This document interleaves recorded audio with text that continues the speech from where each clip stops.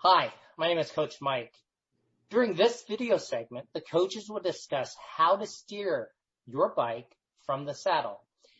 Now, in camp, we typically do this in an obstacle course, but here in a video, we're just going to give you screenshots and images of what this looks like, specifically what it looks like to steer your bike from side to side, how to lean into turns and not oversteer with your bike. What this does is this allows for dodging obstacles with minimum side-to-side movement. One of the problems beginning cyclists always have is they use too much of their handlebars.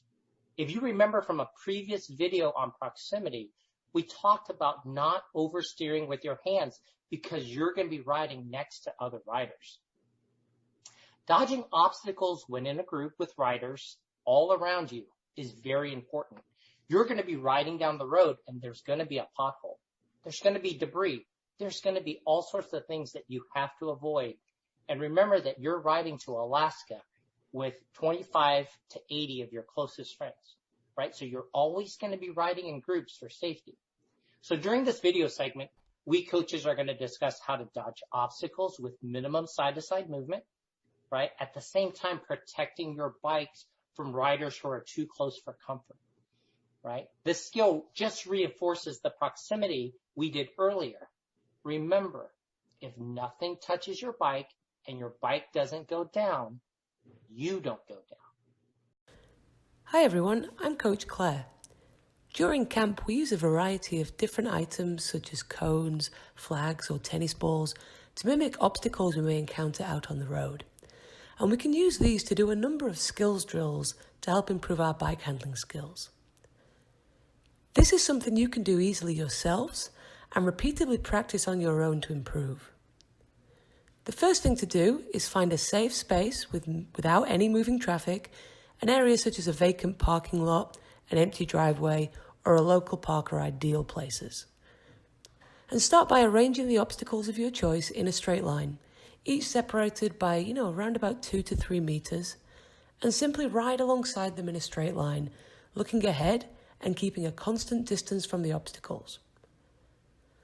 Try to avoid the temptation to look directly at the obstacles, as this can often cause you to veer towards them. Once you're comfortable doing this, the next step is to practice maneuvering in and out between the obstacles.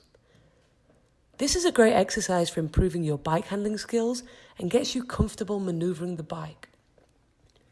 The key thing here is to remember to look ahead and stay calm and relaxed.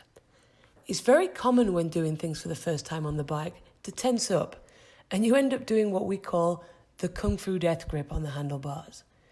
Do your best to keep a loose grip. Loose hands on the handlebars are very important. If you tense up, not only is it much harder to steer the bike, but if someone or something comes into contact with you, it can throw off your steering. Whereas if you have a relaxed grip, you're more likely to be able to absorb any contact and maintain a straight line on the bike. Also, if you ride constantly with this Kung Fu death grip, it's going to cause you a lot of pain and stiffness in your hands and arms, especially as you start to increase your mileage and spend a lot longer time on the bike. So as you get comfortable and confident with this exercise, you can start to gradually reduce the distance between the cones. As you do this, you can also start to shift your focus to how you steer and handle the bike. A common error for beginner riders is to oversteer the bike with the handlebars. You can actually steer your bike with no hands, purely using your body. You'll see a lot of the professional riders doing this. You can build up to this over time, but a great place to start is focusing on how you steer and try learning to steer from the saddle, which is one of your main touch points with the bike, and learning to steer by leaning the bike to one side, the side that you're turning, and your body to the other side. For example, if I'm turning right, I can lean my bike over to the right and keep my body centralized or slightly leaning to the left to maintain balance. This allows me to steer the bike with minimal turning of the handlebars. I would encourage you to practice this side-to-side movement and get comfortable leaning the bike with minimal side-to-side movement Try not to have any changes in your line. You want to maintain that constant line. And just remember to steer with the body and not purely your hands. So all of these skills are great basic riding skills and can be hugely beneficial to you to help you maneuver around and comfortably deal with obstacles while out on the road.